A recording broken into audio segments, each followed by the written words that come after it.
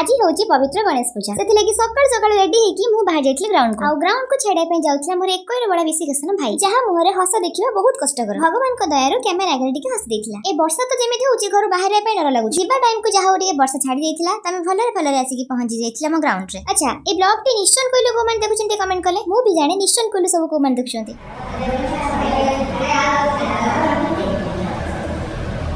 video